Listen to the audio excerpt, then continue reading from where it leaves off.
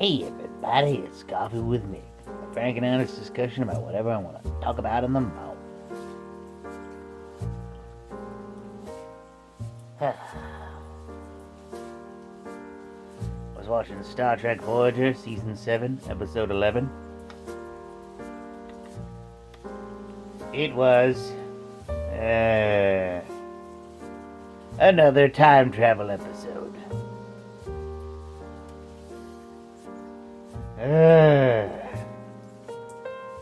That series especially was very time travel heavy. And from what I'm told, Enterprise is even heavier. Oh boy. Time travel and multiverse travel have just become such goddamn gimmicks in science fiction. The point where you can't even barely enjoy them anymore. Primarily because of deterministic time travel. Like, where, no matter what you do, things will turn out the way they were meant to because of physics or whatever. Probably the worst example of that, of course, is Legion of Superheroes. Yes, this is also talking about comics. Star Trek and Legion. Ooh, we're doing a double feature. Yeah. There's this one issue where, Superman, learns that some of his friends in the Legion of Superheroes will die in the future. And it's like, oh no, my friends are dead and there's nothing I can do to stop it. I mean, yes there is. It's the future. It hasn't happened yet. But on the other hand, therein lies another storytelling problem in that because you can change it with time travel, there's no real consequence. The consequence problem is a major thing. And the same as with multiverse travel, of if you screw it up so big enough on this Earth, just go to another one, Rick and Morty style. Of course, that series is a little more aware of it. You're not supposed to idolize Rick. Yeah.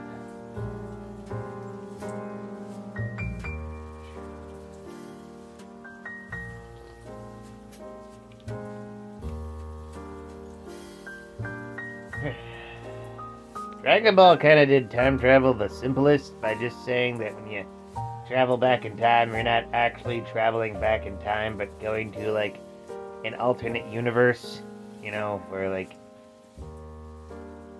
things are exactly the same until you change something. Yeah. Later on, they retconned it to say that Future Trunks made an alternate timeline, but yeah, that's kind of confusing. How does that make any sense? Then it's what's the point in that way? 'Cause, at the point, you can't really change what happened in your world. You're just making a slightly better world. Yeah.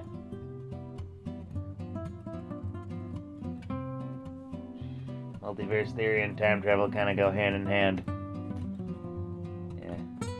Midnight Burger, there's one podcast I listened to, the main character, Leaf, met, two older versions of himself from the future that were trying to tell him to go back. Turns out, technically, they weren't him, but versions of himself from alternate futures, because, once again, time travel isn't really possible, for the most part, like that. It sometimes says in the future, but no spoilers, because Midnight Burger is a really good show. Time travel and multiverse theory ramble. Will I have another minute of material? Let's see.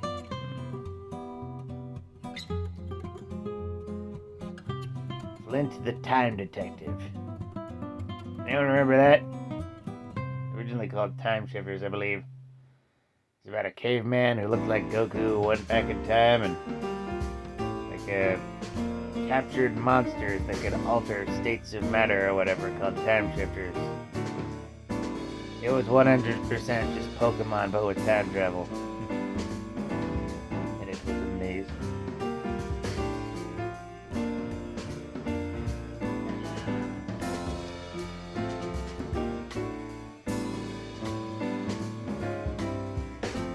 What else can I say about time travel and multiverse theory? Oh, DC Comics, of course.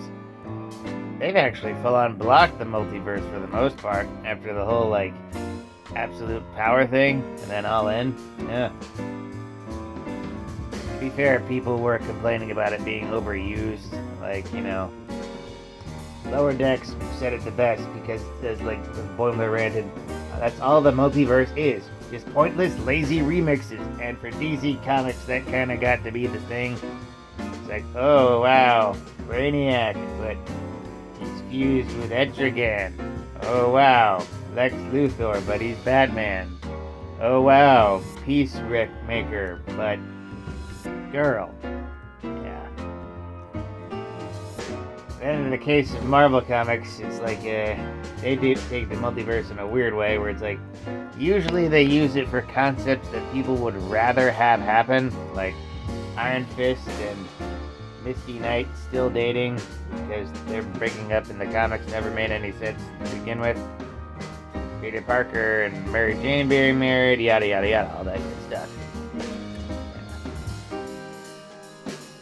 So it's like either like the multiverse is either used to just do stupid remixes of concepts that have been done before, or just placate the fans with AUs of things they want to happen in the comics, but editorial won't have them. That's how they handle the multiverse these days. Barely handling time travel, actually, because, I mean, who gives a shit about Rip Hunter anymore? I got anything more to say on that? No. This has been the Time Travel and Multiverse Ramble. I hope you enjoyed it.